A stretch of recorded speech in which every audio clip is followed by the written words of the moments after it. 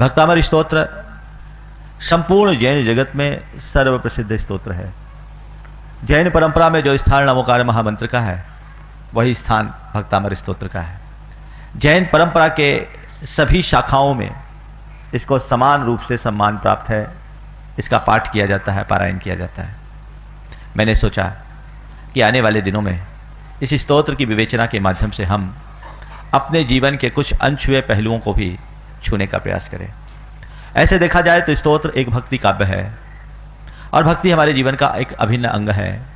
लेकिन जब हम भक्तामर स्तोत्र या उस जैसे स्तोत्र को सामने रख करके चलते हैं तो मुझे लगता है ये केवल एक भक्ति का काव्य नहीं अपितु साधना का निर्झर भी है। इसके माध्यम से हम साधना कर सकते हैं, अपने जीवन को बहुत ऊपर भी उठा सकते हैं। ये अद्भुत, इसकी महिमा अपार है। भक्तामर स्तोत्र के विषय में सबको ये पता है कि आचार्य मानतुंग ने इसकी रचना की और आचार्य मानतुंग के विषय में, इनके काल निर्धारण के विषय में काफ़ी उहापोह हुआ। फिर सब निष्कर्ष और निचोड़ के बाद ये 7वीं शताब्दी में हुए माने जाते हैं। ऐसी किंवदंती है कि आचार्य मानतुंग के ऊपर राजा के नाराज हो जाने के कारण उन्हें 48 बेड़ियों में बांध दिया गया। और हम लोगों की ये धारणा है कि आचार्य मानतुंग ने इस स्तोत्र की रचना के माध्यम से अपने ऊपर लगे हुए सब प्रकार की बेड़ियों को तोड़ दिया। बहुत महत्वपूर्ण प्रश्न है ये। आज का कोई युवा इस बात को लेकर प्रश्न करता है, क्या स्तोत्र पाठ से श्रृंखलाओं का बंधन टूटना संभव है? क्या ऐसा हो सकता है? कहीं ये किसी चमत्कार या अलंकार की बात तो नहीं है। ऐसे कैसे होगा कि लोहे की श्रृंखलाएं केवल स्तोत्र के पाठ से टूट जाए? संत कहते टूट सकता है और केवल मानतुंग जैसे संत के माध्यम से टूट सकता है। यह सवाल आज से 50 वर्ष पहले होता तो शायद इसका उतना अच्छा उत्तर नहीं होता। लेकिन आज विज्ञान के द्वारा किए गए नित्य नूतन शोधों के आधार पर अब यह बात बहुत सहज हो गई और यह बात हमारी बुद्धि के लिए भी ग्राह्य बन गई। आज ध्वनि की तरंगों के चमत्कार हम दुनिया में रोज देखते हैं।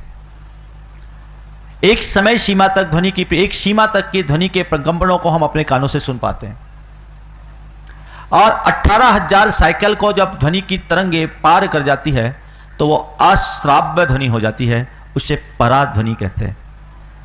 इस पराध्वनि की तरंगों से ऐसा प्रकंपन होता है कि सघन से सघनतर वस्तु का भी छेदन हो सकता है।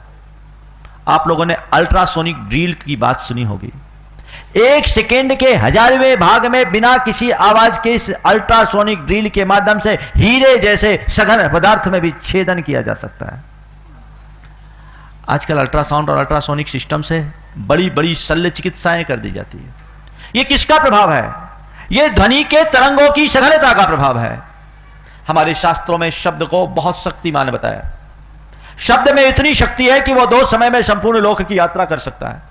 शब्द अनेक अणुओं का समूह होता है और उस अणु के भीतर से जब प्रस्फोट होता है तो बहुत बड़ी शक्ति का संचार हो सकता है। आचार्य मानतुंग के माध्यम से यदि श्रृंखलाओं के टूटने की बात आती है तो इसमें कुछ भी असंगत या अन्योक्ति या अतिशयोक्ति जैसी बात नहीं समझनी चाहिए। आचार्य मानतुंग के ऊपर जब उपसर्ग हुआ, धारा नगरी में आचार्य मानतुंग पहुंचे। वहां के मंत्री परिषद उनकी वंदना में चले गए। कहते हैं राज दरबार में उनकी उपस्थिति में विलंब हुआ। मालूम पड़ा कि किसी दिगंबर साधु के वंदनार्थ वे गए तो राजा ने उन्हें अपने दरबार में बुलवाना चाहा। मानतुंग आचार्य दरबार में आए, मौन रहे, कुछ बोले नहीं। राजा ने इसे अपना अपमान समझा और कहते हैं 48 तालों की बेड़ियों में जकड़ करके उन्हें बांध दिया। आचार्य मानतुंग ने अपने ऊपर आए इस आकस्मिक उपसर्ग को जानकर 12 भावनाओं के चिंतन में लीन हो गए, अपनी आत्मा की शरण में डूब गए, अपने भीतर खो गए। और उसी स्थिति में उनके भीतर भगवान आदिनाथ के स्तवन के रूप में यह भक्तामर स्तोत्र फूटा। मैं समझता हूं आचार्य मानतुंग अपनी साधना की ऐसी गहराई में चले गए होंगे जो उनके अंदर से निकलने वाले शब्दों ने पराध्वनि का रूप लिया होगा और वे शब्द बोलते गए, उनके बंधन टूटते गए, बंधन टूटते गए और 48 के 48 बंधन टूट गए। इसमें कोई आश्चर्य जैसी बात नहीं है। जब आज अल्ट्रासोनिक ड्रिल किया जा सकता है यंत्र के माध्यम से तो फिर ये तो साधना है। साधना में तो यंत्रों से भी ज्यादा शक्ति होती है। आचार्य मानतुंग ने अपने बंधनों को काटने के लिए इस स्तोत्र की रचना की, ऐसा मैं नहीं मानता। और आचार्य मानतुंग के इस स्तवन से उनके बंधन कट गए, इसमें कोई संदेह नहीं। वे बंधन काटने के लिए ऐसा नहीं किए, वे तो वंदना में डूबे, बंधन टूट गए। बंधुओं, भक्ति स्तुति हमारे जीवन की एक बहुत अच्छी प्रक्रिया है।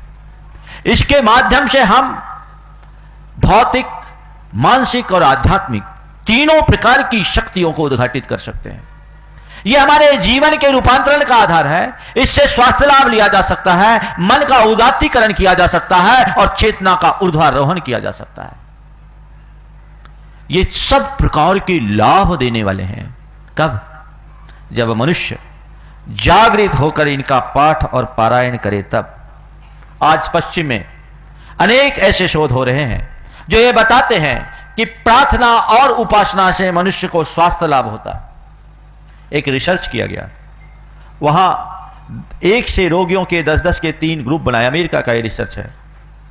और 3 ग्रुप में 10 के लिए प्रार्थना किया गया, 10 के लिए नकारात्मक भावना भाई गई और 10 को नॉर्मल ट्रीटमेंट दिया गया। जिनके लिए प्रार्थना किया गया उनके स्वास्थ्य की सुधार की दर 200% बढ़ गई, बहुत तेजी से क्योर होने लगा। जिनके लिए नकारात्मक भावना भाई गई उनकी बीमारी और दोहरी हो गई, और जिन्हें नॉर्मल ट्रीटमेंट दिया गया उन्हें सामान्य रीति से आराम मिला। एक लंबे प्रयोग के बाद यह निष्कर्ष निकला कि प्रार्थना का प्रभाव पड़ता है। तो प्रार्थना से स्वास्थ्य लाभ मिल सकता है। पश्चिम में लोग तन को स्वस्थ करने के लिए प्रार्थना करते हैं और भारत में मन को मस्त करने के लिए प्रार्थना करते हैं। वस्तुतः हमारी संस्कृति कहती है जब मन मस्त होता है उस क्षण हमारे मुख से जो निकलता है वो शब्द ही प्रार्थना का रूप ले लेता है, जीवन धन्य हो जाता है। आचार्य मानतुंग अपनी मस्ती में डूबे और उनके मुख से ये स्वर उच्चारित होने लगे, और उनके मुख से उच्चारित होने वाला एक एक अक्षर शब्द और एक एक शब्द छंद का रूप लेते गया। एक एक छंद ने पूरे के पूरे इस स्तोत्र का रूप ले लिया। ऐसा किया जा सकता है। अद्भुत स्तोत्र है ये।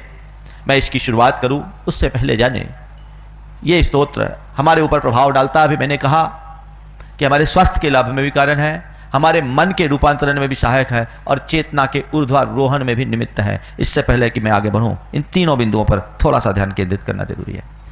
स्वास्थ्य लाभ स्तोत्र पाठ से होता है। क्यों? उससे हम ऐसी तरंगों को संचारित करते हैं जिससे हमारे इर्द गिर्द का आभा मंडल सुधरता है, नकारात्मकता खत्म होती है और हमारे अंदर के शरीर के रसायनों में परिवर्तन आता है।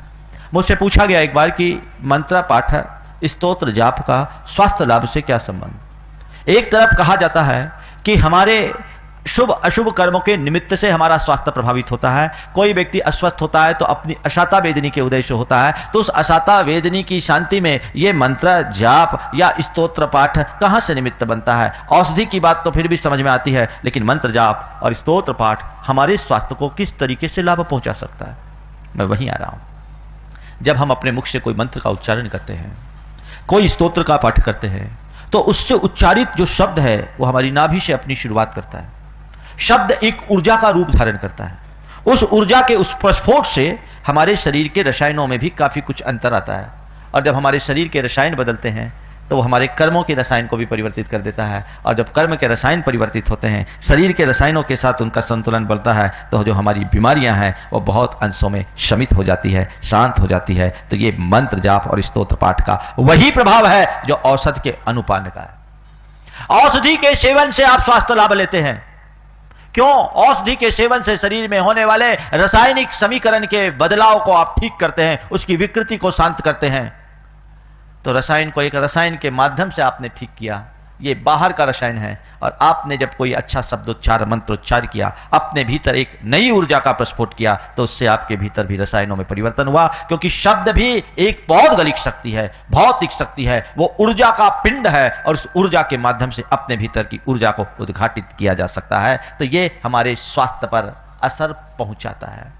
दूसरा, हमारे जो ग्लैंड्स है, एक पिट्यूटरी ग्लैंड और एड्रिनल ग्रंथि, ये 2 ग्रंथियां हमारे जीवन में बड़ा प्रभाव डालती है। आप देखिए, मनुष्य के मनोभावों में इन ग्रंथियों का बड़ा गहरा असर पड़ता है।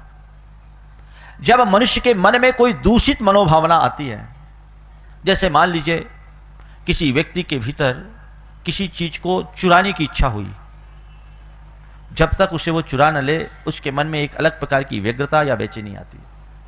किसी के मन में कोई कामुक वृत्ति आई तो जब तक उस कामुकता की पूर्ति नहीं होती उसके मन में एक अलग प्रकार की आकुलता होती है, बेचैनी होती है। क्यों? क्योंकि ऐसा करने से उसके स्नायु तंत्र में एक अलग प्रकार का खिंचाव आता है और कहते हैं उसके अंदर की जो पिट्यूटरी ग्लैंड है उससे एचटीसी नामक हार्मोन्स का सिक्रेशन बढ़ जाता है। वो हार्मोन का सिक्रेशन उसे बेचैन करता है, व्यग्र करता है, तब तक बेचैन बनाए रखता है जब तक कि वैसा सिक्रेशन होता है। यानी हमारे अंदर की ये जो भावधारा है हमारे हार्मोन्स पर निर्भर करती है। लेकिन जब व्यक्ति किसी अच्छे वातावरण में जाता है, महापुरुष के सानिध्य में आता है, अच्छी बात सुनता है, अच्छे लोगों के समागम में होता है, चाहे भगवान की भक्ति करता होता हो, चाहे स्तोत्र पाठ करता होता हो, चाहे मंत्र जाप करता होता हो या गुरुओं की सन्निधि में बैठा रहता हो, उस घड़ी में उसके अंदर एक अलग प्रकार का अहोभाव, आनंद की अनुभूति होती है। वो एक अलग प्रकार के हार्मोन्स का सिक्रेशन होने से होता है जिसे कहते हैं HTFC हार्मोन्स। इस प्रकार के हार्मोन्स के स्राव से प्रसन्नता की अनुभूति होती है। विज्ञान कहता है कि जब मनुष्य के भीतर कोई अच्छी भावनाएं उत्पन्न होती है अच्छे माध्यमों के आलंबन से, तो वह अच्छी ग्रंथियों का स्राव करना शुरू कर देता है। उस घड़ी में उसके भीतर अल्फा तरंगे ज्यादा बढ़ने लगती है जो उसके तन को और मन को दोनों को प्रभावित करती है। जो अवसाद से ग्रसित व्यक्ति है वो आनंद में निमग्न हो जाता है। इसका वैज्ञानिक कारण यह है। अवसाद जैसी बीमारी को भी व्यक्ति मंत्र जाप और स्तोत्र पाठ के माध्यम से दूर कर सकता है। 3 साधन हैं अपने अंदर के अवसादों को, अपने मन की विकृतियों को दूर करने के: मंत्र जाप, स्तोत्र पाठ और ध्यान।